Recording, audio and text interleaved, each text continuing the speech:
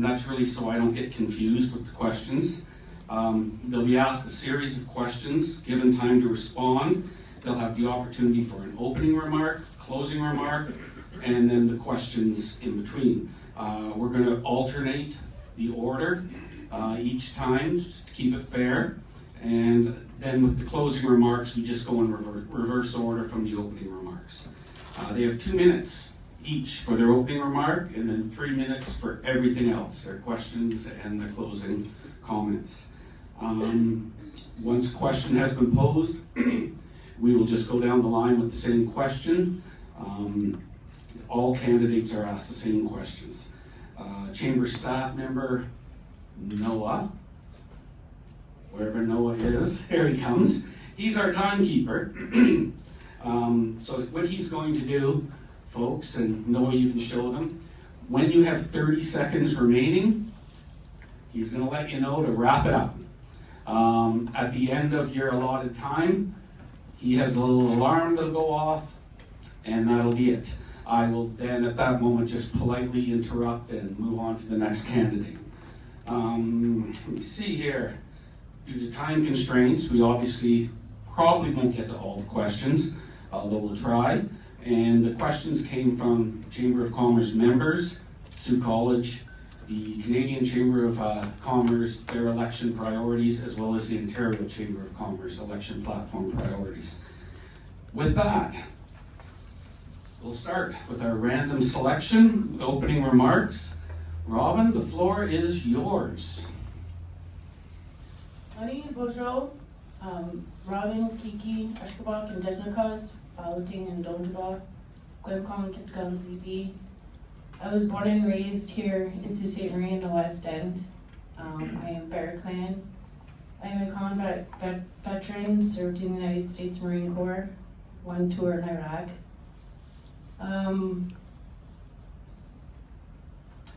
Mother of 3, and Ojibwe, Anishinaabe, Okichitakwe is who I am. I'm sure there's more information about me out there on profiles, but if you don't know who I am, I have been a steward of the land, protector of the water, occupying the International Bridge, the City Hall, Terry's office, in order to raise awareness to the issues and to the causes that are impacting our community. With that, miigwech. Okay.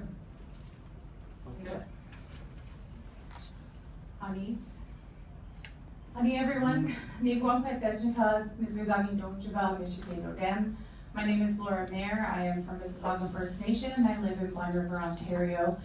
I am excited and thrilled to be your NDP candidate for Sault Ste. Marie Algoma.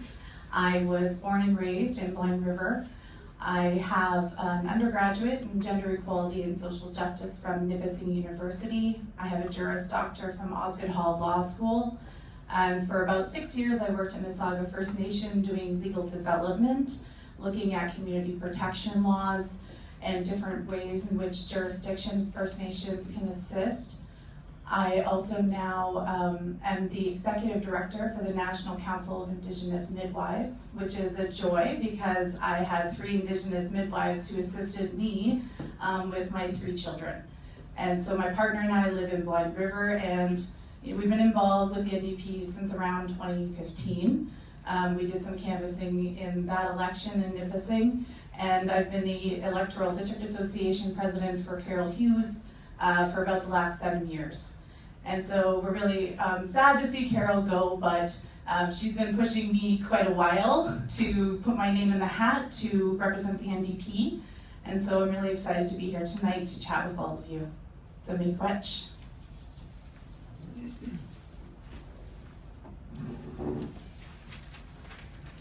Good day, my fellow hardworking Canadians. My name is James Collins, and I am running to be the MP for Sault Ste. Marie Algoma. I'm Sault Ste. Marie born and raised. I'm the father of 5, small business owner and farmer. I'm also a sergeant with the Canadian Armed Forces Reserves. I have volunteered with the Salvation Army Food Bank and my church with social programs. In this country, we have no shortage of problems, and the list seems to get longer every day. The healthcare has fallen apart, our local economy is precarious at best, and we no longer value life as we once did. As your MP, I will put an emphasis on preventative healthcare and alternative medicine. It is way cheaper to keep people healthy than to treat them when they are sick. Canada also needs to hire all the doctors and nurses fired for refusing the COVID-19 vaccine. I would offer debt relief to medical students that are willing to serve terms in communities where the need is the greatest. Economically, I would diversify our mono economy in Algoma and offer generous tax breaks to industry to bring good jobs here. Algoma has a vast amount of great farmland that is falling by the wayside, and a small startup farm requires a huge amount of capital. I would offer a $60,000 income tax free for the first $60,000 of profit on a small farm. I would advocate for paying off our national debt of $1.4 trillion, to which Canada pays $125 million in interest every day. Life is something we value as Canadians, and it is a tragedy to see the termination of life early and late. I would take 100% of money that is being used for abortions and dedicate it to pregnancy care centers and centers that offer aid for unplanned pregnancies. I'm James Collins, a blue-collar worker, and if you vote for me, you're voting for honesty and integrity.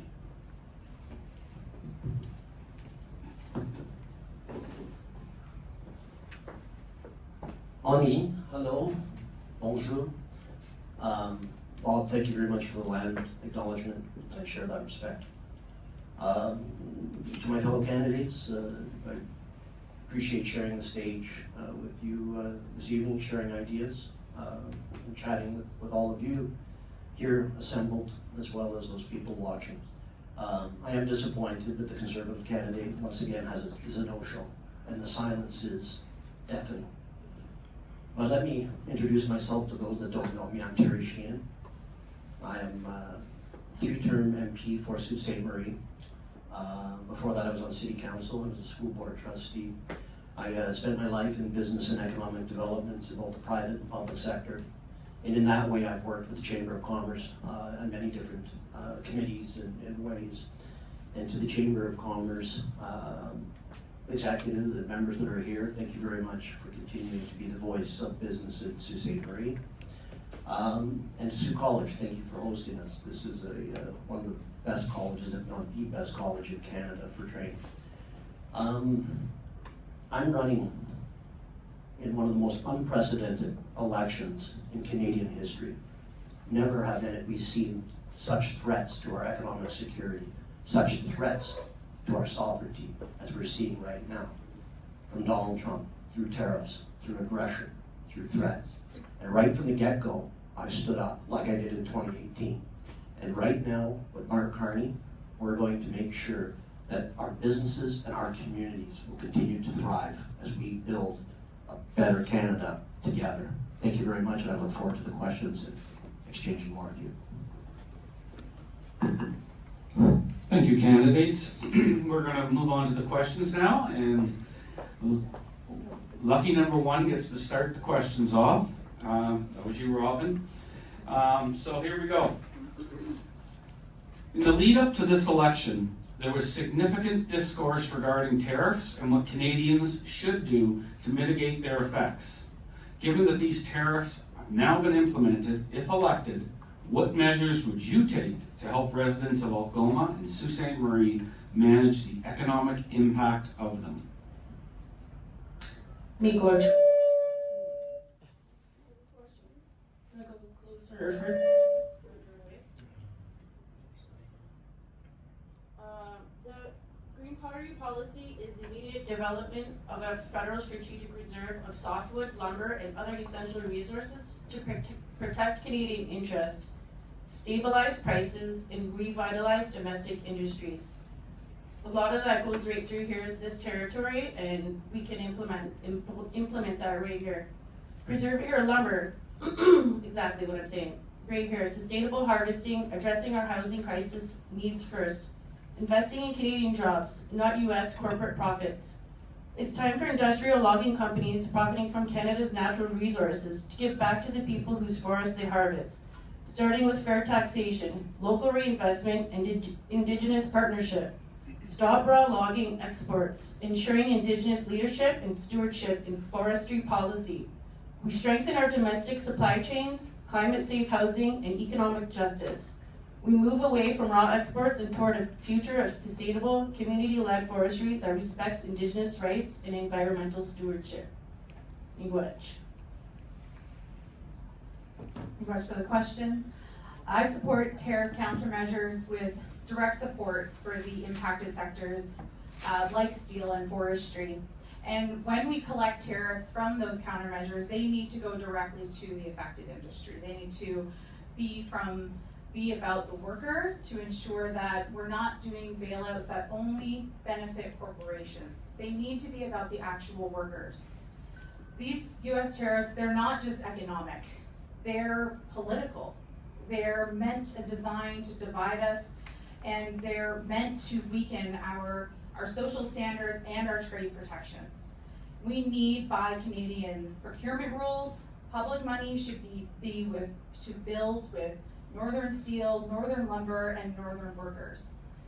The NDP will create a rapid response task force to ensure that communities like Sault Ste. Marie and Algoma don't bear the cost alone. So we need to ensure that our economic sovereignty is protected at all costs, and that we ensure that our trade supply is not being controlled by American interests.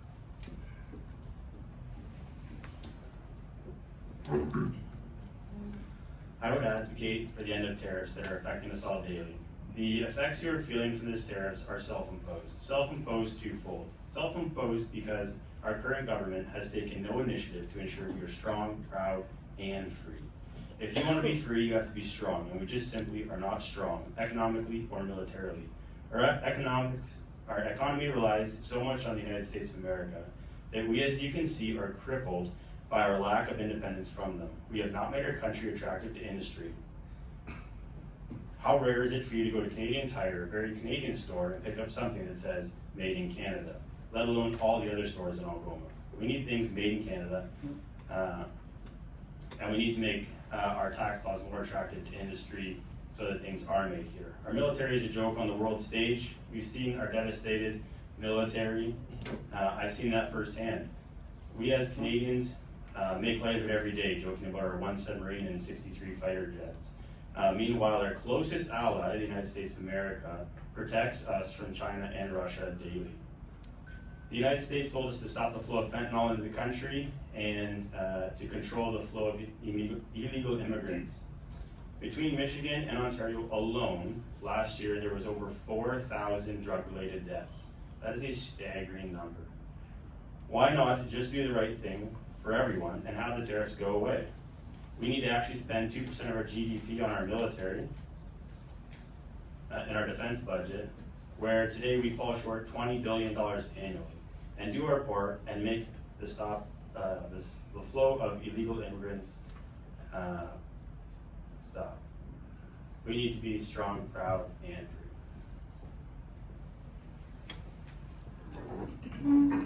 Thank you for the question on what we should do to mitigate the effects on these unprecedented and unjust tariffs. What our plan is, protect. Well, the first thing we do is fight. Our plan is fight, protect, build big. We fight. We had $155 billion of counter tariffs identified going into this. We were ready. And we identified these tariffs to have maximum impact on the Americans and the least amount of impact on Canadians. So we have done that. When they had launched them, we had launched them back, as you know. When they hit steel and aluminum, we hit them with another $30 billion. And just like in 2018, they're starting to feel it. And you could see a lot of what was happening in the United States and the nervousness in a lot of those states. And it's just not on steel, it's on a host of other items that have maximum impact. Now, while we're doing that, and we continue to do that, and Mr. Carney's doing a good job, I've been hearing that at the door, we're also going to protect. We're going to protect those workers in particular. You think about the Sault Ste. Marie and the impact of the steel industry and those tariffs. And we will protect those workers by making sure that EI is very nimble, it's quick. The waiting period, we're dissolving it. We're also going to make sure that, the separations of 6 months period, don't have to be exhausted before you go into EI. So it will be implemented quickly to support those workers. As well, we're also deferring corporate income tax payments and GST, HST remittances from April 2nd to June 30th, providing up to $40 billion in liquidity to businesses. And as well, we're developing a new financial facility for businesses as well. And we're providing Canada's regional economic development agencies like FedNor extra funding to support the business community. And we're going to build big. We're going to build one economy. We're going to go from 14 to 10 provinces and the 3 territories. You've heard about the interprovincial trade barriers. Many of you are familiar with it. Mark Carney has said by July 1st, we're going to tear those down, both related to interprovincial trade, but also related to labor mobility. We're going to build big. We have giant infrastructure programs. We're building a whole bunch of ships for the Canadian military. And as Mark Carney said when he was in Halifax at Irving Shipyard, if it is built on Canadian shores with Canadian workers, it will have Canadian steel and aluminum. And we know that Algoma Steel has already taken advantage of our shipbuilding program because they're one of the only places that produce plate. That is really, really important. And he's mentioned steel and aluminum again and again in a lot of our very big building projects. And it's going to be made in Canada with Canadian workers. Thank you. Okay, thank you for that. Candidates, we're going to move on to the second question. This time, Laura, you get the honor of going first. Canadians are facing inflation, low investment, stagnant wages. Basically, this is eroding household savings and public confidence. What is your party's long-term strategy to build a resilient and inclusive economy? And how will you raise productivity, attract investment, and ensure growth leads to better wages and working conditions in Algoma and the Sault? I think what we've seen in the last probably 30 years is a large wealth gap becoming more and more apparent. And part of that was we outsourced all of our manufacturing and we didn't replace it with anything. The entire purpose of that was that North America and Canada was supposed to become a place of innovation. It was supposed to be the most well-educated. We were supposed to become tech leaders. And we haven't gotten to that. So really for me, building a resilient and inclusive economy for Sault Ste. Marie Algoma begins with education. We need to empower post-secondary education institutes to create more innovation, to focus on STEM, to become a hub for innovation. And we need to diversify our industries and not rely solely on resource extraction. And those kinds of things will be our way through this kind of economic instability and the kind of economic bullying that we're seeing. And so I think that we need to fund jobs that care for people and the land and build up those systems moving forward.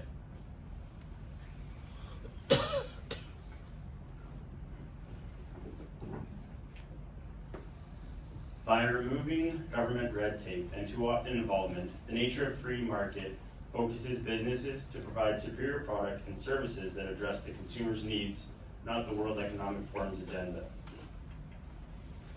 Like we here in Algoma have seen firsthand, where the green agenda has forced us and the steel plant to turn a massive employer with great wages into a source of fear for our local economy. With the electric arc furnace, that sounded great at first, only to realize that the workforce is going to be cut in half by 1,500 jobs and hundreds of secondary jobs disappearing along with that. Crippling furthermore the economy here, I would argue that we need less government involvement. Another example you can see is General Motors' Cami plant in Ingersoll, Ontario, where the government had GM retool a whole factory to do EV vehicles, only to have, you saw it on the news, 1,500 more jobs disappearing along with hundreds of secondary jobs.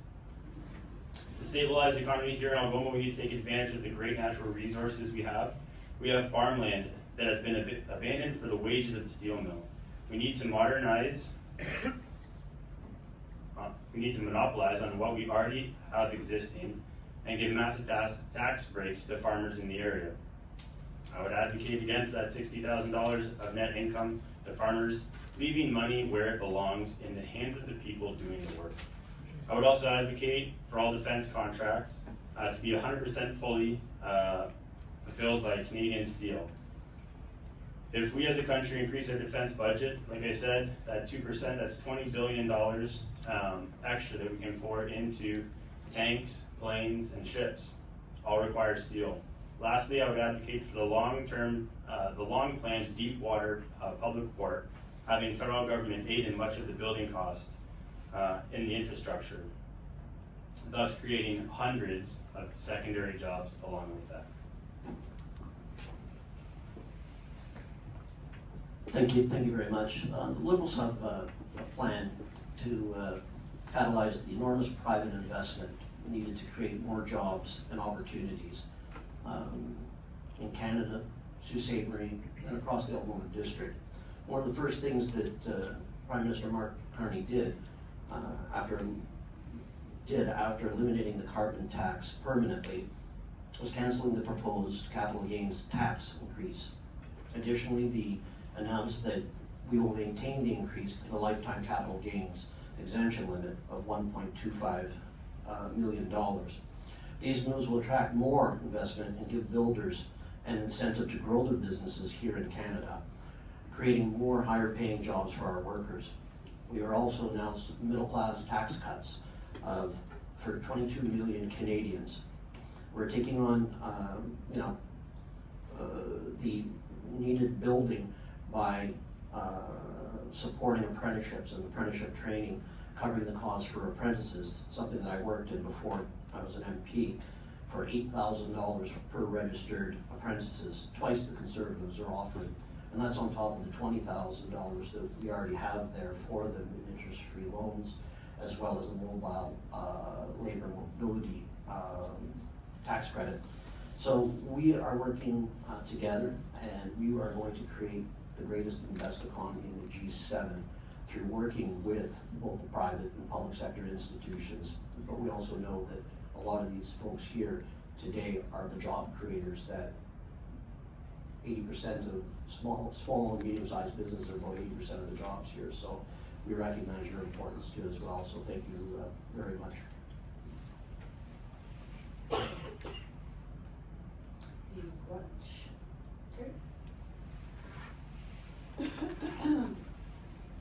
The Green Party of Canada, again, this is what I usually do. I usually read the policy and then I interpret what my role would be. The Green Party of Canada will promote a sustainable economy in dynamic equilibrium with its environment, promoting a sustainable Canadian economy that evolves to be better, not bigger. So that's like investing in what we already have, by instituting policies that recognize the serious constraints of a finite world. Further, we will promote policies that seek to restrain societal excesses, such as industrial, commercial, resource extraction, and so on. Our goal is to develop public perception of the necessity of respecting these limits while promoting sustainable development project and practices that will have both short and long-term economical benefits. It is the policy of the Green Party of Canada to recognize and act towards a just transition for workers and communities during changes caused by the implementation of our policies into laws. To ensure better wages, the Green Party of Canada supports a maximum compensation policy, where the highest compensation within an organization is no more than 10 times the lowest compensation in that organization. We are committed to building an economy that is derived through clean, renewable energy. One of the ways we would do this would be by giving local municipal governments voice, financial support, and direction through National Roundtable on the Environment and the Economy, NRTEE. Was an independent policy advisory body to the Government of Canada that promoted sustainable economic growth. This advisory board would be reinstated as it had been disbanded by Stephen Harper. Miigwech. Okay, thank you, everyone. James, you're going to be next up with the next question to go first. Recent policy changes have made it more difficult for international students to study and remain in Canada. What steps do you believe should be taken to address these challenges? And do you support adjusting the current cap on international study permits? Thank you for the question. As a Sault College graduate, I personally believe that the education industry is bloated and needs to be taken down a few notches. We need to go back to a simpler time where you did not need a college diploma or university degree to be a fry cook at McDonald's or an entry-level job at Algoma Steel. The whole idea that you need to go to college or university after high school is nonsense, especially when the average college student graduates with over $14,000 in student debt, and the average university student graduates over $30,000 in debt. We are crippling the youth of today and tomorrow by having them start their future in crippling debt. Granted, there are some jobs that require a college university or a college degree or college diploma or university degree, like if you want to become a doctor. But again, the courses are designed to drag you through the system and spit you out in debt. As for the federal policy regarding international students, I agree there needs to be strict caps on monitoring in place. Data from the spring of 2024 shows 6% of all international students failed to show up to school. That's 50,000 students unaccounted for in Canada last year alone. That is over half the population of Sault Ste. Marie. I advocate if you lie on your student visa intentionally, you should be sent back to where you came from. As for students that do attend their place of study and achieve good grades, and followed by a graduation, there should be a place in Canada for all of those. The caveat should be that the courses we offer to international students should be in line with the needs of Canada and where we are having shortcomings. We should be filling those roles and offering those to international students. Thank you for the question, Bob. International students enrich our communities and contribute greatly to our economies.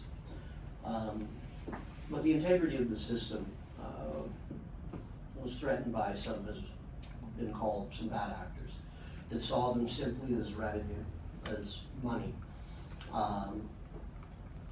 The federal government is responsible for immigration, and the provinces and territories are responsible for the integrity of the educational system. So we had to step in and put a cap on it because it was not working. So we put that cap on there to be fair to the international students too. It's not fair when an international student comes here and they have zero supports. When they, their parents mortgage their home to come to Canada and they don't get the deal that they thought they were getting. So that is the background that I think most of us are aware of. So me as the MP, my goal over the next while will be to work with the colleges, Sault College, Algoma University, the provincial government, to make sure that Sault Ste. Marie gets its fair share of that number. Why would we continue to reward bad actors with international students that have shown that they did a disservice to both them and the educational system? So I will continue to do that to make sure that we continue to address the issues and make sure it's fixed, as well as making sure that Sault Ste. Marie and the Algoma District is well served and gets its fair share. Thank you.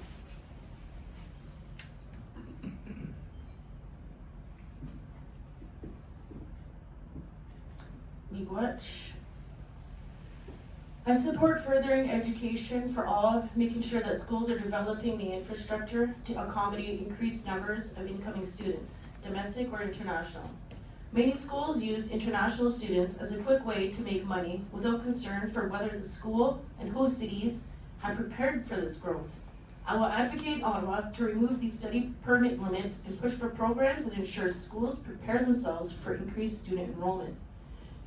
Excuse me, and help towns develop infrastructure needed to accommodate the student population. I will also advocate for programs that facilitate permanent residence for trained professionals, particularly those in occupations in high demand, now and predicted over the next 10 years. For researchers, particularly those working in fields considered high priority and high demand.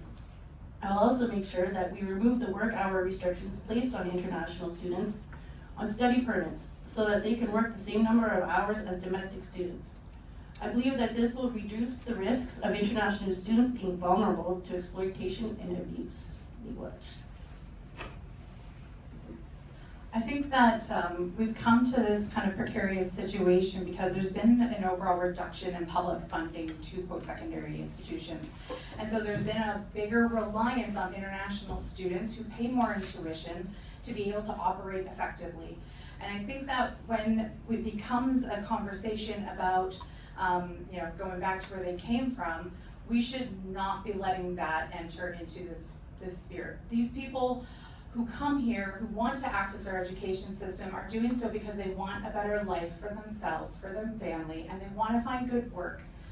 And I think that we should be welcoming. We are a place that is welcoming to others. So this is a great place where there needs to be collaboration between the federal and provincial government to balance the needs. And I support lifting the cap, but only with proper housing support and oversight. We cannot allow exploitative places to have 16 students in a room and they're not able to effectively study because they're so worried about where they're going to get their next meal. So that can't be in place. So colleges like Sault College should be funded to expand affordable housing, both for domestic students and for international students. And because we know that international students boost local economies. So overall, the NDP supports publicly funded education, and we believe that there should be a reduction in the interest on student loans so that more people can attend post-secondary and find a better life for themselves and for their family. Oh my gosh. Thank you, Laura. Excuse me. Okay, Terry, you're up for the next one to start. Jordan's principle is meant to guarantee timely services for First Nations children, yet vague guidelines and year-long payment delays are harming families and forcing local clinics in Algoma to lay off staff. What will you do to ensure it is implemented effectively and without delay? Well, thank you very much for the question. The new Liberal government is committed to a Jordan's principle system that works. Our government will make sure that this program is true to its goals and that it supports First Nations children. We reaffirm the purpose of Jordan's principle, ensure First Nations children have access to educational and social supports. No First Nation child should lose out on these essential services. The Conservatives are looking to make cuts across the boards. We don't know what they're going to do with that. We know it's not perfect, but we are at the table. Invested since 2016, $8.8 billion, and we've seen a 357% increase in requests for the program. We know there is a need. Our government has not been perfect again, but always looked to work with Indigenous partners and adapt with the growth of this program to try to meet the needs of First Nation children that have been affected. And we will continue to commit to working with Indigenous peoples. In March, we announced 2025-2026. There is funding available for new applications, and we're going to work through some of the older applications too as well. So we put the funding on the table as well, and we're going to continue to work through that. And I'm going to work through my Liberal caucus to make sure that we continue Jordan's principles, because it's too important for it to become partisan. We need to look after these children very much. And in February, we announced $8.5 billion with an agreement with the Chiefs of Ontario for a new agreement that reaffirms the rights of First Nations in Ontario to make decisions regarding their children, keep First Nation children in the care of their loved ones. We're going to continue to support that. Thank you.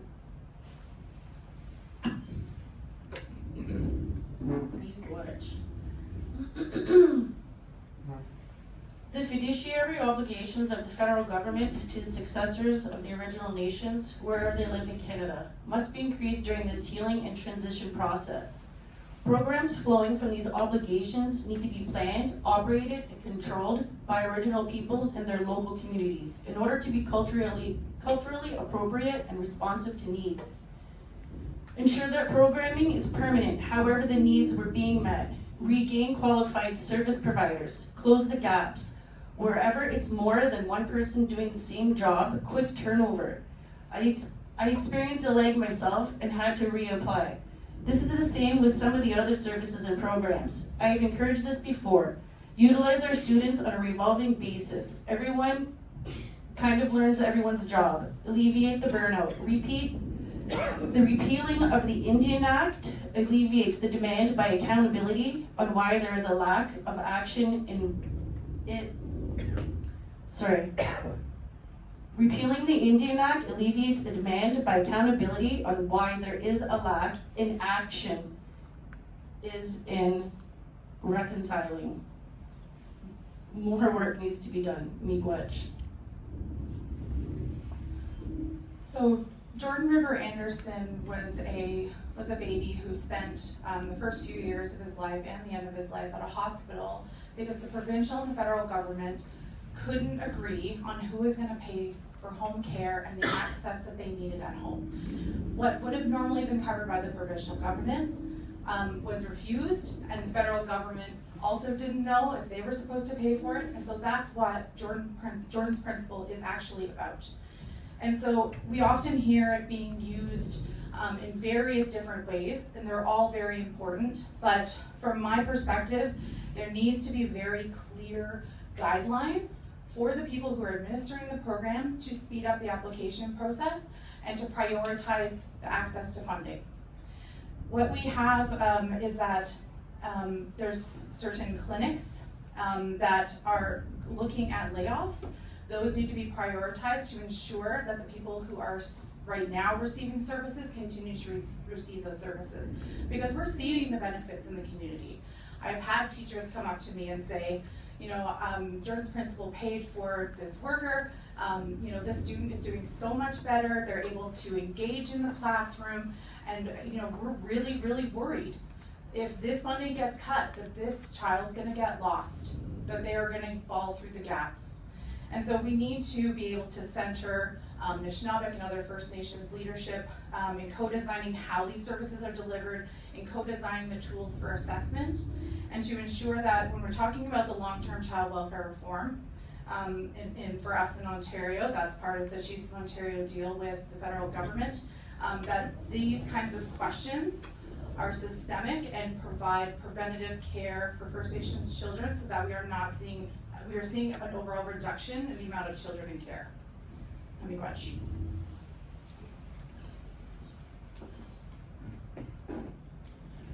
As a father of 5, that's really hard to hear, and it's really painful. And if you're a grandfather or a parent, you feel that pain as well. Healthcare is so very important to our whole country, and our whole country is feeling the pain of this broken system, no exception for the First Nations children. No one should have to wait an excessive amount of time for the government to give out the money that is due them. We all know how fast the government is to take our money away, but so painfully slow to give it out. Like everything the government does, they slow the process down with the bureaucracy. The government should be like everyone else, and within 30 days have their bills paid in full so that no clinic has to deny any services to the children. I, as MP for Algoma, would search out where the breakdown is and strive to have it fixed immediately and have all clinics paid in full so that all First Nations children can have access to the care that they deserve. Okay, we're back to the beginning with Robyn starting us off for the next question. Affordable housing is increasingly out of reach in Algoma and Sault Ste. Marie with rising rents and limited access to home ownership. What concrete steps will you take to improve housing affordability and expand the local supply of affordable homes? The Green Party has quite a bit of I might get dinged, so I'm ready. Ready to talk fast. To put a cap on rent. That's basic 101 right there. Incentives for energy efficient housing projects, upgrades to builds, invest locally. To stop big companies from buying up homes, set clear rules for what affordable really means. You cannot base it on the cost of units on an inflated housing market. When public money builds housing, it must be truly affordable. You should be able to pay their rent or mortgage with 30% of their regular income. That's still pretty high. People before profit. Publicly built housing will always stay affordable. Close loopholes to stop criminals from using real estate to hide dirty money. Eliminate unfair tax advantages for real estate investment trust. Stop corporations from buying up single-family homes. Capital grants to make possible the production of 20,000 new and 10,000 rehabilitated affordable units per year for 10 years. Changes in tax and mortgage insurance regulations to increase the level of private and non-profit sector housing. Programs of rent supplements or shelter assistance for an additional 40,000 to low-income households per year for 10 years. Reorientated Canada Mortgage and Housing Corporation programs, at least get them to acknowledge that the next time I go to purchase my home that I'm tax exempt. This is part of the reason why I'm here, because there's problems. Incorporate not-for-profit housing organizations and co-ops for 73 building and restoration of quality, efficient housing for seniors, people with special needs, and low-income families. Implementing indicators of success as measurable outcomes. Acting to support communities directly when provinces are unable to participate in expanding housing supply. Dedicating funding to the co-op housing sector within all new affordable housing plans. Supporting energy audits and education around energy efficiency as a priority so that low-income households will have the tools they need to reduce their energy consumption and contribute to reduce greenhouse gas emissions. Amending Section 38 of the Income Tax Act by extending the Act's provisions to include gifts of lands or of land and buildings to community land trusts as charities whose sole and lasting purpose is to provide affordable housing to families and individuals in need. Encourage innovative projects, organize their own equity co-ops, co-housing, including rehabilitation of old buildings. Energy efficient design for affordable housing is the best investment of tax dollars. Policies that would provide incentives for landlords to invest in energy saving and water efficient technologies. Subsidizing private development. Thank you, Robyn. You got I would say in terms of housing, I find that somebody who has recently purchased a home, I mean 2016, I realized that this is the gateway to a whole economic system that I did not have access to before. We have created housing as a commodity, and it's not necessarily a good thing because now there's no reason to sell, right? There's no benefit to the homeowner to do that. And so it became one of the only really effective ways to pass generational wealth to somebody else.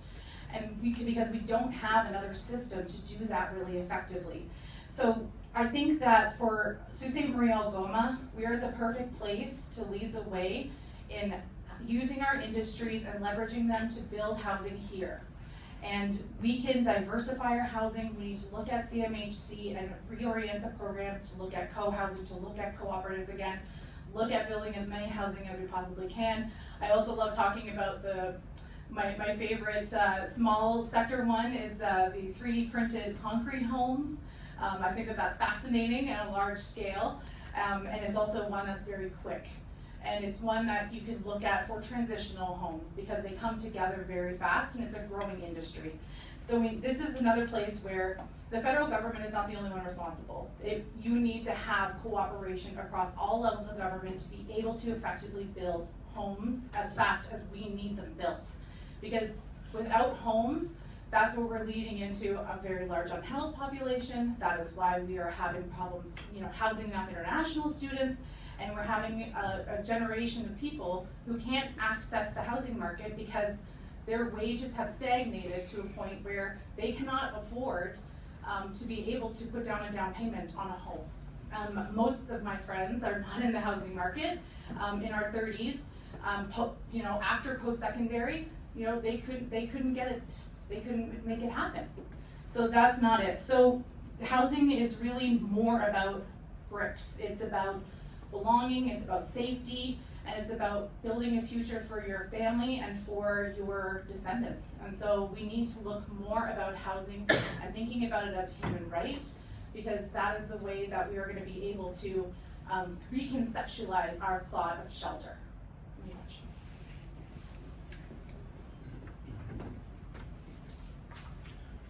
Affordable housing being out of reach just isn't something Algoma struggles with, but the country as a whole.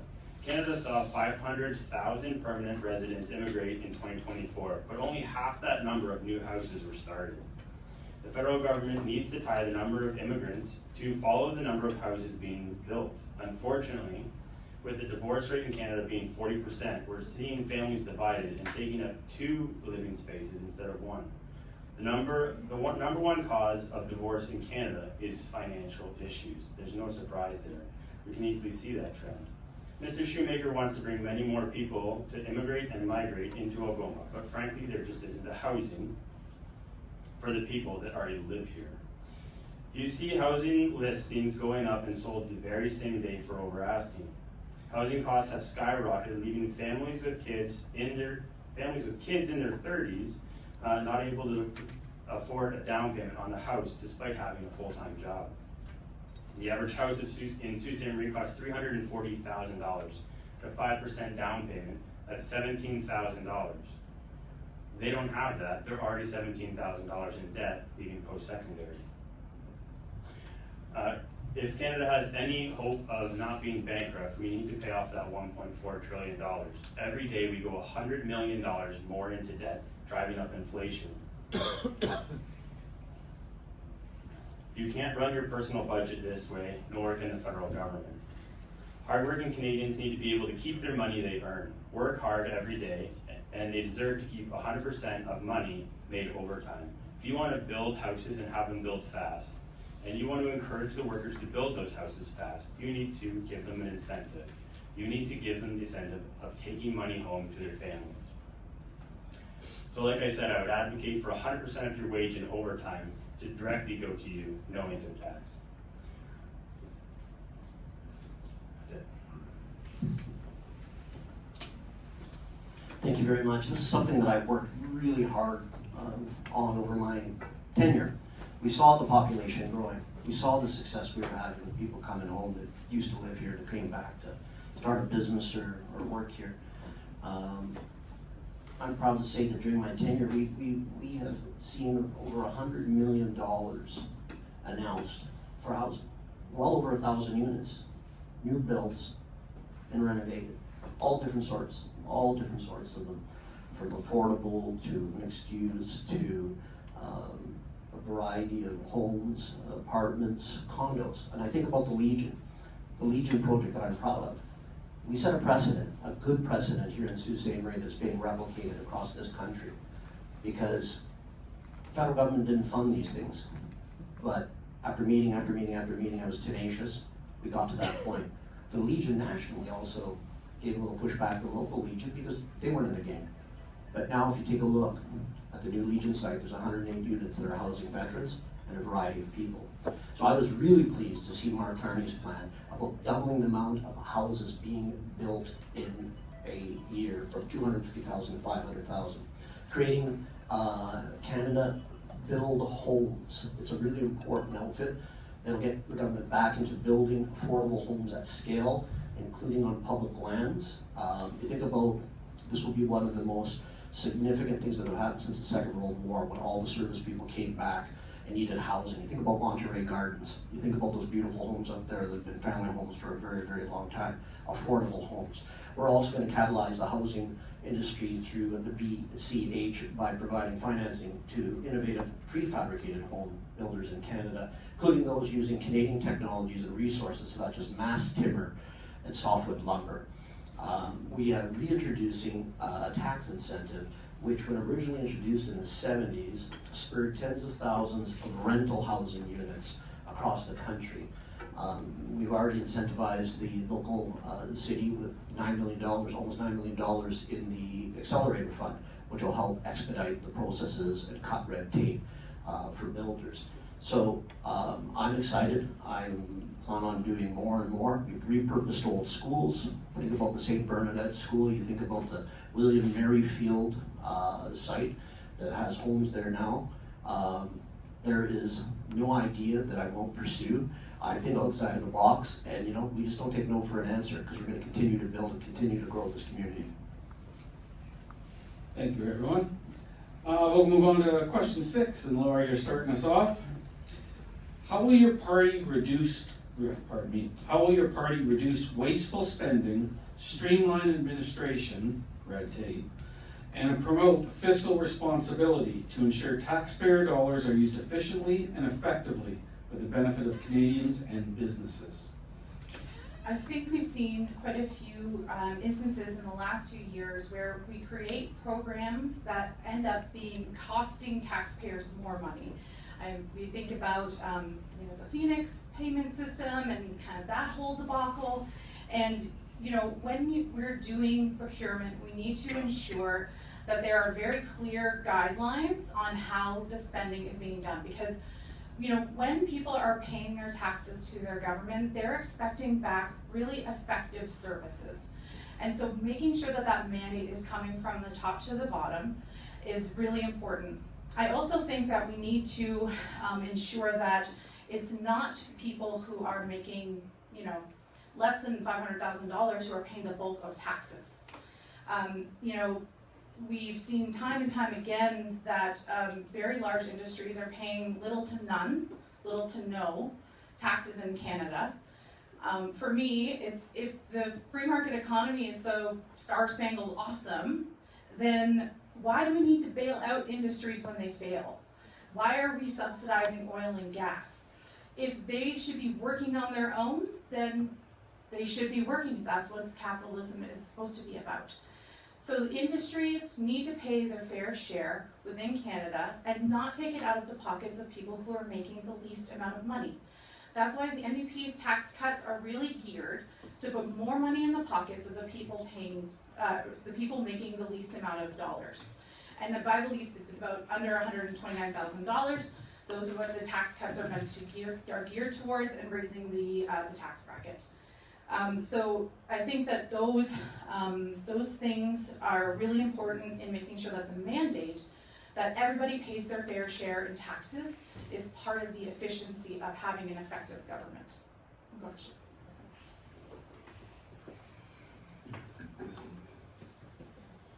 And I would agree. In a free economy, we should not be bailing out big business. We shouldn't be bailing out Algoma Steel. It's painful to say, but they know what's going to happen. So they can just waste their money all day long and sewer it, knowing that the federal government's going to come in and bail us out.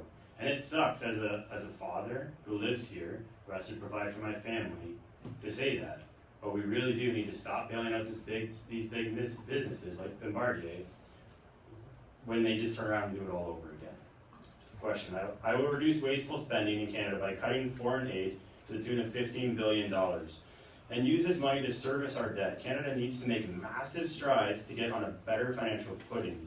Federally, we are on track to spend $46 billion just to service our debt, while every day getting farther into debt. Every Canadian wants to hear the government's going to give them a check and some kickbacks, but in order for the government to give you money, they have to borrow against your children's future or take it from you in the first place. I would advocate for no new spending without tax increases. You can simply not spend money you do not have. I am not against foreign aid in any way whatsoever. I believe it is our job as a strong country to help those who cannot help themselves and those that are less fortunate. However, we need to be helping the world from a place of strength, not from a place of need. In first aid, we're taught that you are to perform self-care before you go and help the needy.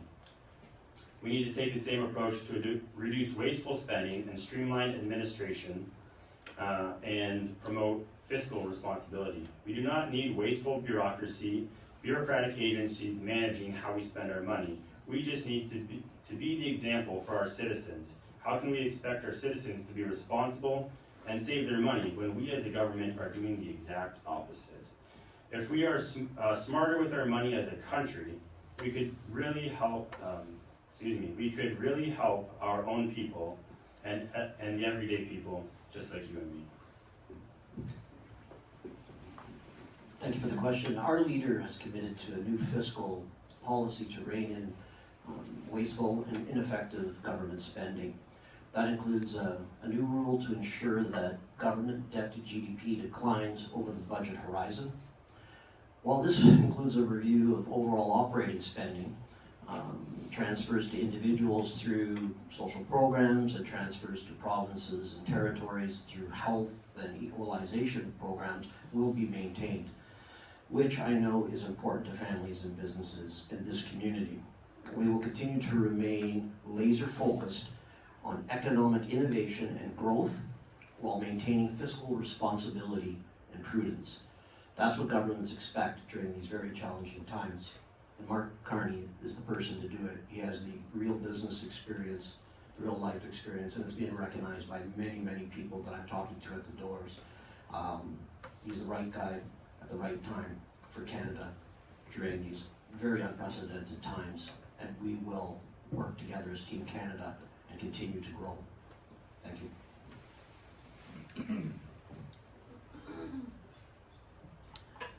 Accountability, publish reports, and penalize company agencies that are non-compliant. A part of my experience in the military, in admin, everybody had a section to maintain. And when the budget was released, we all had to make sure that each section, everybody's unit that they're a part of, we had what we needed. So the fiscal department is tasked with that. What we're not seeing is that accountability really come through. And if it was working and if people were being held accountable, we wouldn't see our seniors struggling and worried about paying rent and homeless youth, to include myself in that. So across the board, there needs to be accountability. I was a part of it, I've seen it done. I know that numbers are not particularly my thing, but in this good way, there are people that have that knowledge and those degrees that I know that I could very easily put in place that are that have those degrees to do that. But until we recognize that that's where it stops. That's where we'll stop spending wastefully. Okay,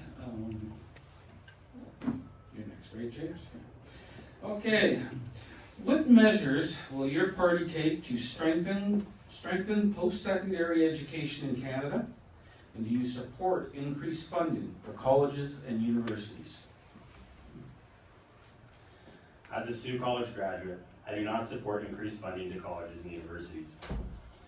Anyone in college or university knows there is so much waste. Students are forced to take electives and that someone has decided that they need to sign up for in order to prolong their study time and increase tuition costs. Students show up wanting to learn about math or nursing. They should not be forced to sit in a classroom and learn global studies or Spanish. These classes have nothing to do with the real information they are seeking to learn. If the education industry wants to save money, they need to stop building massive, lavish buildings and look for ways to cut costs the same way the government needs to. I believe we need to put a huge emphasis on on-the-job training, also known as apprenticeship, where the cost of tuition is way less and the students are able to earn a wage while going to school part-time. Again, free enterprise says if you can offer a superior product and a reasonable price, you will not be left behind. Colleges and universities need to redress the way they operate because living off government handouts is not the way to move forward. Thank you very much for the question. And I remember back reading a report that how much the colleges and the universities contribute to our local economy, how important they are, just not because of the student spending, but the workers that they produce. The workers that they produce, the education that these students are using, that contribute. And all studies show that people that go to school in a certain area have a tendency to stay in that area, start a business, go to work. That's why I was pleased to support Sault College and Oklahoma University. Right from the get-go, our government got into the infrastructure game with colleges and universities through a SIP program, and we got millions of dollars for Sault College and Oklahoma universities to build where they are today and grow. I was also proud of at the time it was called the Eshkibok Discovery Center. It was a vision of the survivor community when, one of the survivors came over to me with it, and Shirley Roach, and she gave me the plan, and it had been a plan of theirs for years and years. But at the time I was like, we don't fund these things, the federal government. But then the SIP program came along, and I called up all the committee, and they were able to get that plan in. And that's now the Shinwak Kinagami, the SKG, which is an indigenous university. We've seen the growth, and the federal government has been investing wisely. Recently, we just announced millions of dollars for the Barrett and Wilton University, which is going to provide training and be a place of excellence in traditional learning as it relates to addictions and mental health. At Sault College, we've invested in the aviation program, we've invested in the trades program, and I was pleased to see Mark Carney announce some more funding for apprenticeship, as well as a $20 million stream for creating new apprenticeship spaces. So I don't know if David Orzetti is still in the room. He's probably going to be very interested in that too as well. But we've worked very closely with the colleges and universities and the SKG, and to the benefit of this community. And I can tell you that we're not done. There's lots of plans afoot, and we're really supporting the industry and the community in a way that hasn't been done traditionally by the federal government before. And I plan on continuing to do that because we're going to continue to see such great growth. And we're going to keep our kids here, we're going to bring them back home. So, thank you.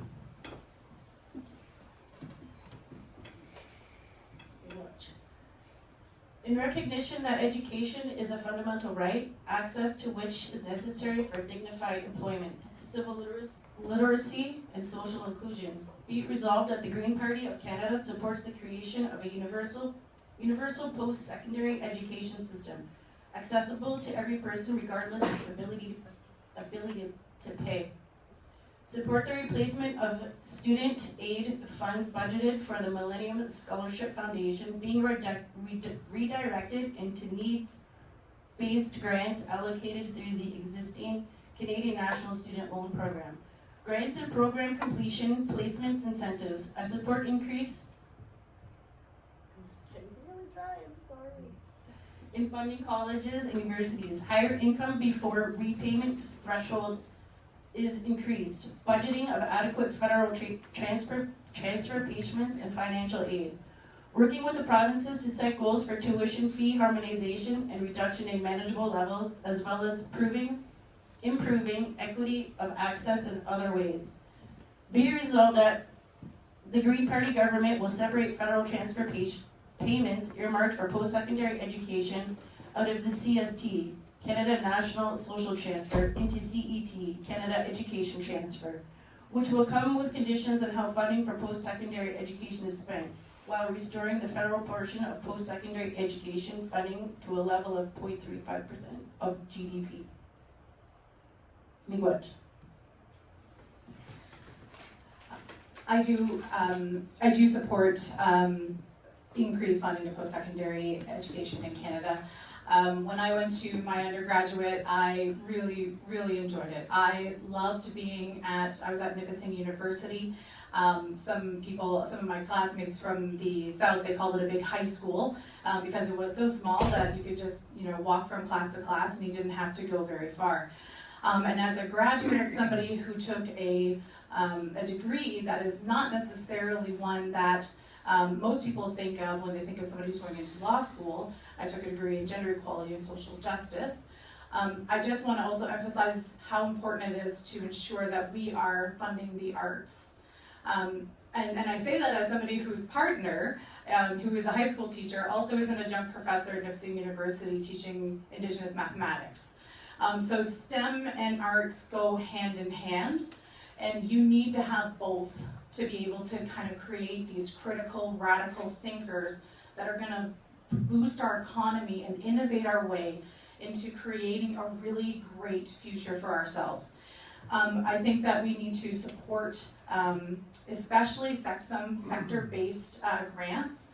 Our healthcare system is in crisis, we know this. There should be grants that are tied to recruiting Northern students and allowing them and getting them to work in the North as well. We are facing a critical shortage of doctors, of nurses, of PSWs. And so some of those programs are very effective, but they kind of come and go.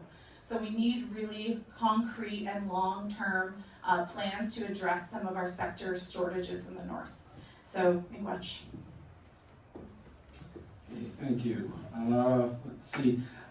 What are we doing on time here? Now, we probably have time for one more question and then closing remarks, or? We're good for time. We're good? Yeah. Okay. Okay, Terry, you start us off here. What is one key issue you believe is being overlooked in our community? And how will you advocate for greater federal attention and resources to address it if elected? I believe there's a number of important issues that, our community, our area, Sault Ste. Marie and the Algoma District, need to address together. I've traveled throughout Sault Ste. Marie, knocking on doors, but I've also been out in Algoma East, in Algoma North, and each area has unique opportunities and unique challenges unto themselves, even within those areas. But there are common things that you're hearing that need to be addressed. And a lot of that is because of an uncertainty, a fear, an economic uncertainty, a fear of sovereignty.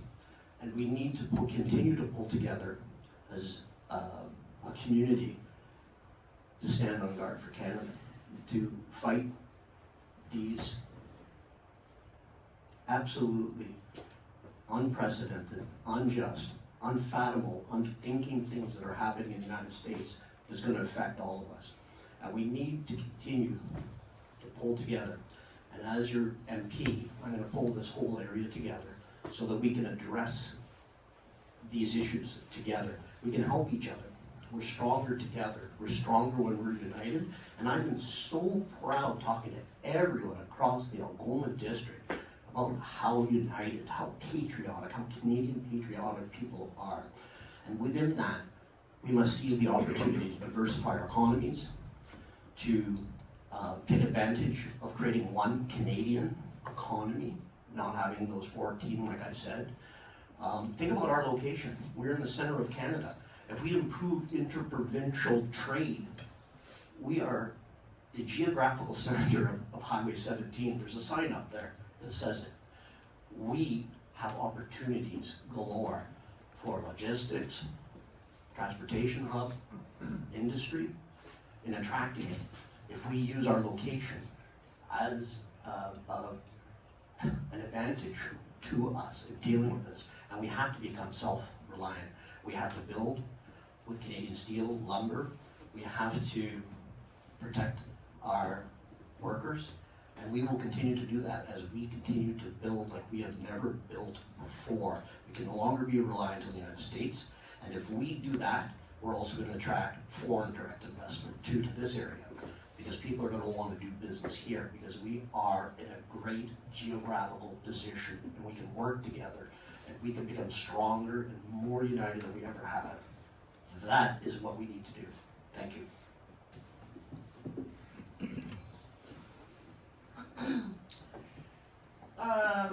I love biology so much, I took it twice. I believe that a big component to a sustainable future is that we're not going back to basic science. We're not incorporating it enough and fast enough. and we're not talking about it, and we're behind on going fossil fuel free. So that engagement, again, a part of that science, for me, it connects to the sacred science and clan governance in the way that everyone matters. We take care of everybody, whatever the needs are. Those crews are there to provide. But what does that for Sault Ste. Marie sustainable future look like? Again, I grew up in the West End and was subjected to the steel plant, and there's not enough being done right now immediately to, I gotta say, put filters for lack of, we realize the industry is important, but the way we're doing the business in industry needs to go green and sustainable. I'm just really sick of the cancer in this community, and this is another passion of mine that is close to home. I'm sure it is for a lot of you too.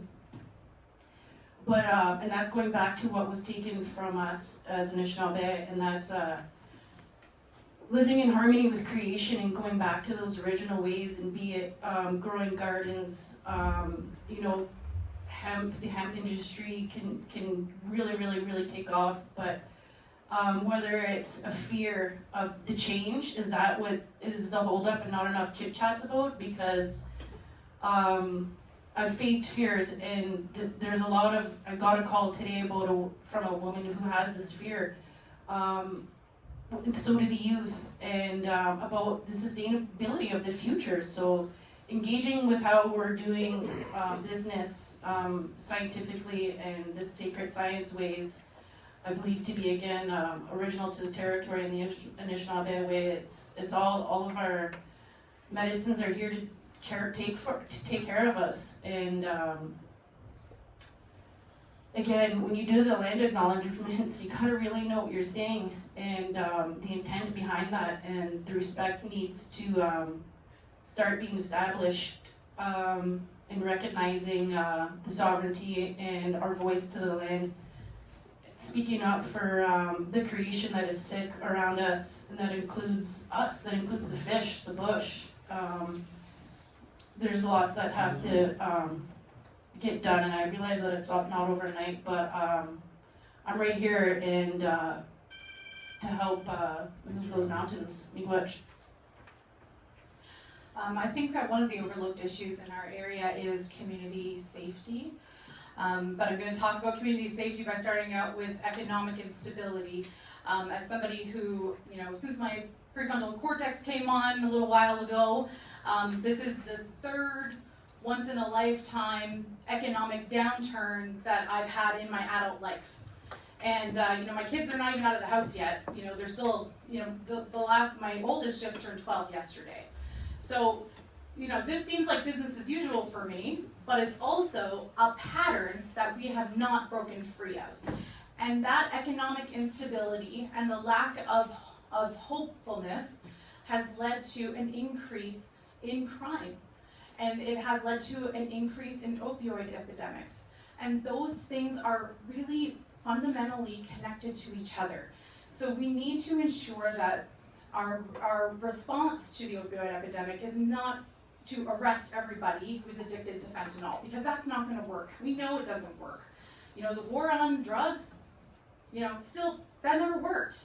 So we need really cross-the-border, actual plan to look at, you know, giving the skills and economic opportunity to everybody, making sure that we're getting equal access, upholding and funding small businesses for people to get their ideas off the ground, for them to relate to each other, to contribute as part of this society. It means, you know, farming, creating the food and service industry, but also it means that, you know, we can't rely on the police to protect us in that. They cannot prevent crime. They only respond to it. And so if we rely only on the police to be able to do that, we're not going to get out of this cycle.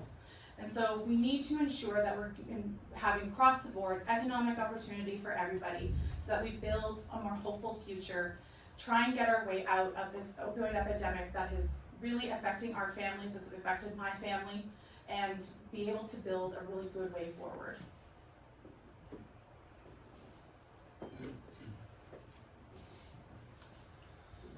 One of the main issues that is being overlooked here in the north is our devastated healthcare system. Every single person in this room has been a victim or knows a victim of this healthcare system where you're in the ER waiting for 20 hours. I personally have had to wait 16 hours just to see a doctor. How long is acceptable to see a doctor?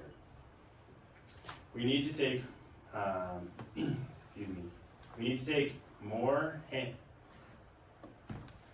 more hands-on approach that sees incentives, that keeps doctors where they are needed the most. The military has a system that the serving members taking schooling and their student loans are covered with a time-served approach. If you're a med student leaving medical school with $250,000 in debt, you're going to go to the highest paying job and the place with the most amenities. Well, if we offer a system where you leave school not paying off your student loan and are signed onto a 6-year contract that sees the doctors being placed in the places where the need is the greatest.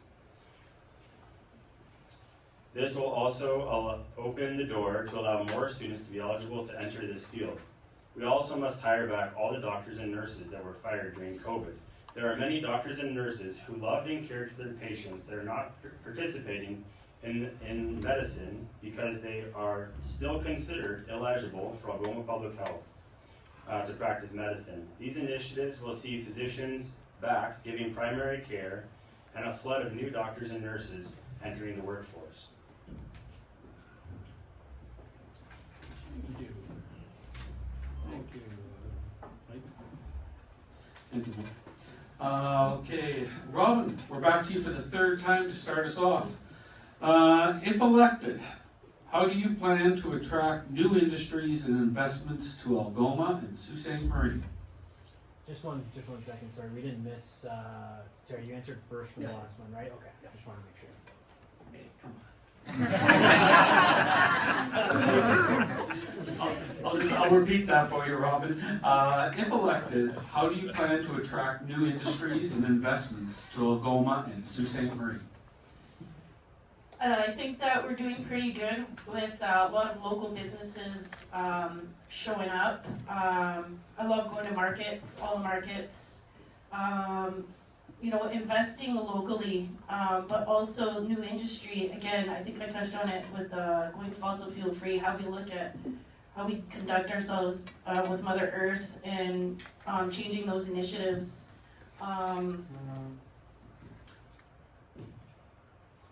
That's it. Thank you, Miigwech. I think the first part is looking at our public investments and investing in infrastructure, and I think this is something that's across all parties, that everybody is looking at where are we ensuring where our procurement is going to ensure that our markets, our domestic markets, are being respected. These kinds of infrastructures are upgrades to broadband, upgrades to our roads, upgrades to short line rail, and upgrades to regional airports and aviation are what attract business to here. The other thing is ensuring that you're attracting workers here. And part of that, I think, is ensuring that we, as a government, are respecting human rights. That means that, we're not gonna have laws change at the whims of, forcing, threatening using the notwithstanding clause to trample on human rights. That means that when a woman goes to the doctor, that whatever is happening in there is between them two and no government official is involved. And that means that we need to codify rights to abortion in this country if we're going to attract educated women in the industry to come here. And I think that we are in a great place to become a green innovation corridor. We have all the pieces there. And if we're looking at our future, we can see the strategy. If we put all these pieces together, work across sectors, we can make sure that our families have a really great future moving forward, that I'm not worried about my kids, you're not worried about your kids and your grandkids, that they have a place to live here, they have a place to work here, and that they have a place to thrive. Miigwech.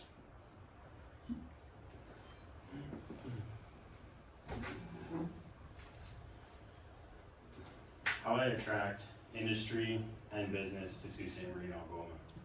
And I think it's very important that we do not isolate the rest of Algoma. Algoma is broad, and as I've had to learn with the map for the election, this area is massive. And we do need to, excuse me, like Laura said, we do need to go ahead with massive infrastructure upgrades.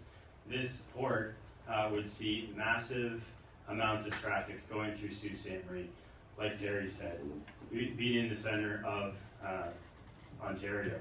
We have massive opportunities here, and we really need to push forward as a community, as Algoma, and see this place flourish. Not out of fear of what is to come, but going forward in strength of knowing what we can do as a community when we pull together. Thank you very much, and that's one of the reasons why the government got behind an action plan to create that deep sea water port that we announced just a couple of months ago. There's a ton of opportunity with our location. And expanding on how to attract new industries and how to grow existing industries. I spent my lifetime in business and economic development, both in the private and public sector, as I mentioned at the beginning. I was up in Wawa, campaigning up there, and I ran into a guy that I helped start his business, I don't know, 20, 25 years ago, and it's still going strong. Elliott Lake, I run into tradespeople that I registered decades ago. And we have so much opportunity, as I mentioned in my previous question, on working together. And if we do that, and during these unprecedented times, the Liberals have the best platform. They have the best offering to do that. We've already said, live by our creed, fight, protect, and build. We've announced a $2 billion strategic response fund for the auto sector and for those in the supply chain. We have a $5 billion new trade corridor funding that we are looking at developing, that this area could take advantage of as well. We talked about the shipbuilding program, where we're building a ton of new ships for the military and the Coast Guard, that Carney said, if it's built on Canadian shores by workers, it should use Canadian steel. That's good for Algoma steel. Wood that's used in barracks will be good for the wood industry in Northern Ontario. Critical minerals are very, very important to Northern Ontario and the northern parts of this riding, and we need to capitalize on those. Myself, I have been in contact with Algoma Steel and Tenaris, both the executive and the unions, about how we can use the existing lines and maximize that, but also look at new opportunities. Algoma Steel used to have a rail line. And so the steelworkers came up to me and said, and they said this a while ago, they said, we'd like to start the rail line again. And I'm like, okay. So fast forward to today. We just announced the rail line, the high-speed rail line between Quebec City and Toronto. So I've talked to the management, I've talked to the unions about the possibility of developing a plan that could be implemented, in 5 years. So we do short-term planning and we protect, but we also take a look, because what Trump has done will not be undone in the near future, and we need to look at expanding our existing industry and attracting those industries that I've already talked about. And it's good to see that people are talking and collaborating about new opportunities, and that would certainly spur on a lot of economic opportunity. Thank you. Thank you, Terry. Actually, you probably stay standing up, because now we're going to move to our closing remarks from all the candidates. We're going to go in reverse order of the opening remarks. So Terry, you're up.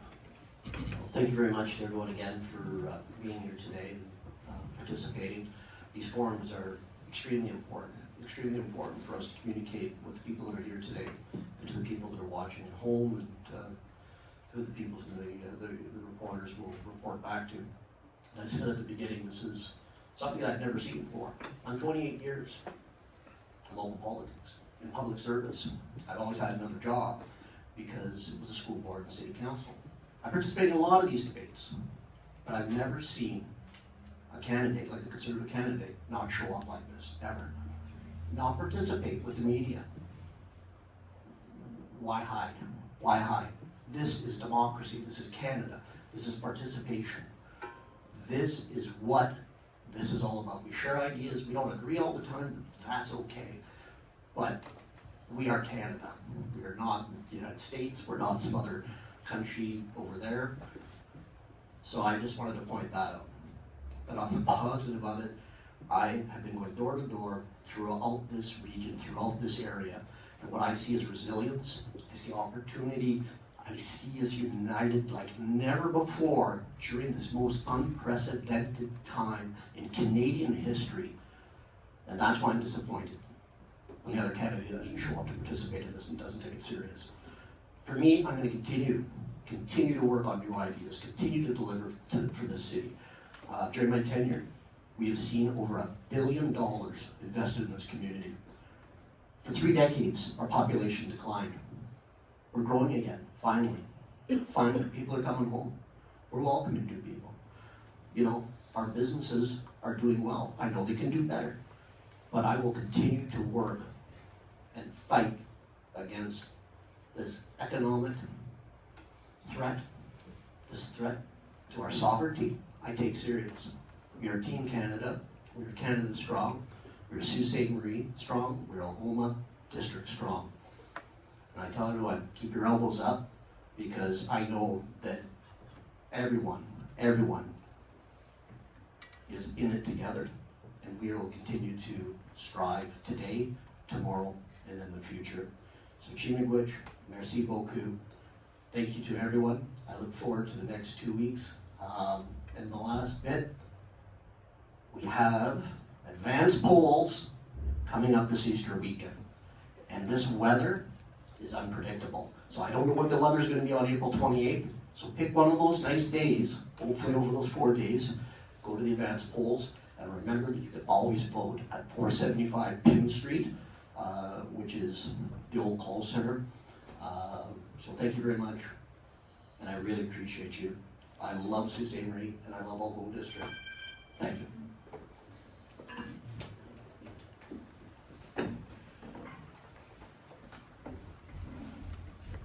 Like I've said before, I'm a hardworking blue-collar man.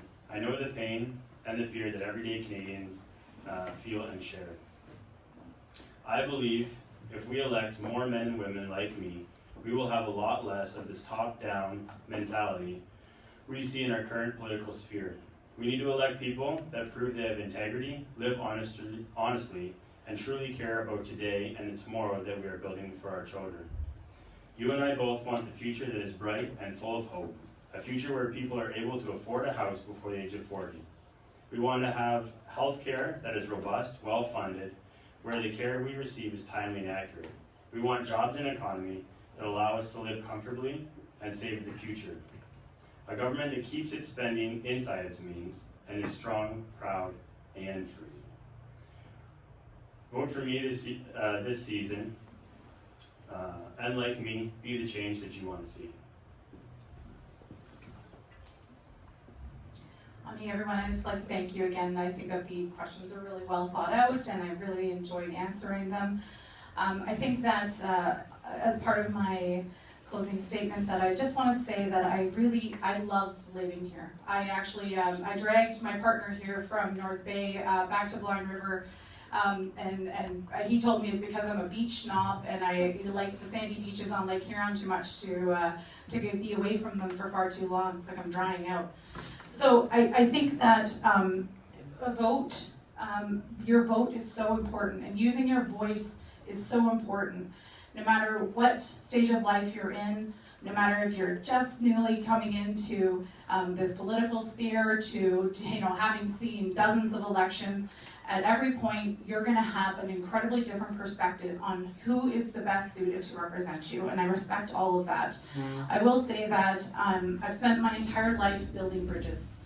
My background is mixed. My dad is white, my mom is Eshkibok, and I spent a lot of time, navigating in between those two worlds. And I think that that is something that is not foreign to most of the people in this room who have this really big relationship with their heritage. One of the things that has come up, and I had no idea that sovereignty was going to be the order of the day when I had to step into the arena to run for federal politics. But I will say, as a person who is from the Robinson-Huron Treaty area, that we have a lot of experience in protecting Canadian sovereignty. We were a big part of the War of 1812, and I grew up listening to those stories and those histories.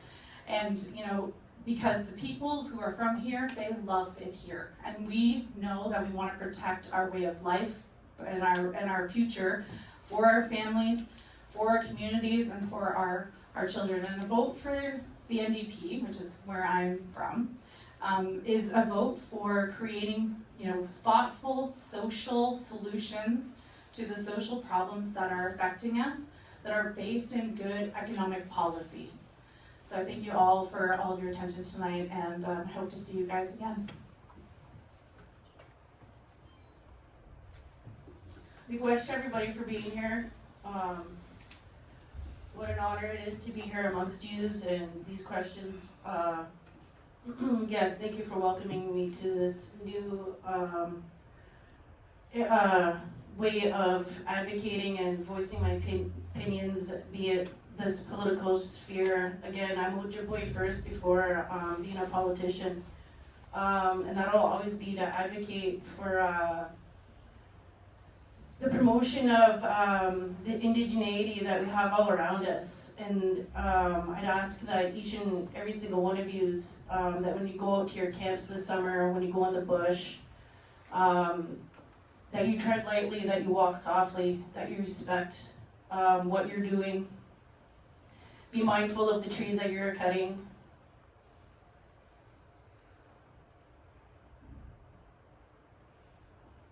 The fuel that you put into the water and what you leave behind in the bush and on the ground. Everything matters. Everything is political. I am a fighter and an advocate for this community at all levels. But I also found out, personally, that all levels of government have failed me and my family. But I'm here to, help clean up shop, if you will. And again, being a part of that client system and knowing how to reach out to the different ones that I'm connected to in the STAR system, that's my way. That's how I govern. That's who I reach out to. That's how I connect to, and that's how I've been able to survive these past few years while being homeless in this community. At the end of the day, everybody does deserve a safe, warm place to live and rest and lay their head. So think about that tonight.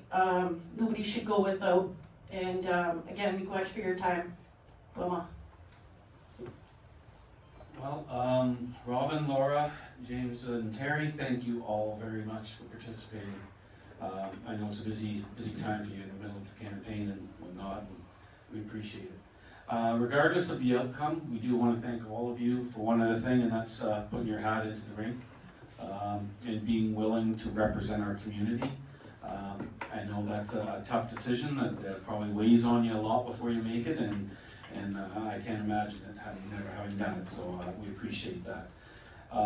We'd also like, before we wrap up, just to acknowledge Sault College for their assistance in preparing and hosting tonight's forum, especially Jill Pateman, who is our contact, our go-to person. Before we leave, I just want to remind you of a couple of chamber events. Thursday, April 24th, 5 to 7, our monthly Take 5 is at the Sault Ste. Marie Airport. Last chance, guys, to go out there and mingle with the business community. Just saying. They're going to do some tours around the airport, probably see some areas that you probably don't get to see very often, if ever. There'll be food, drinks, live music. And on May 6th, our our annual Outstanding Business Achievement Awards. At Quattro, we're going to be welcoming Daniel Tisch, the President and CEO of the Ontario Chamber of Commerce, as our guest. And we're going to have a great meal and give away some well-deserved awards to some deserving local businesses. That's about it. Thank you for joining us here. We hope the panel has helped answer some questions you may have had lingering, but most importantly, get out and vote. April 28th, and do what Terry says. Go out as soon as possible. Get it done.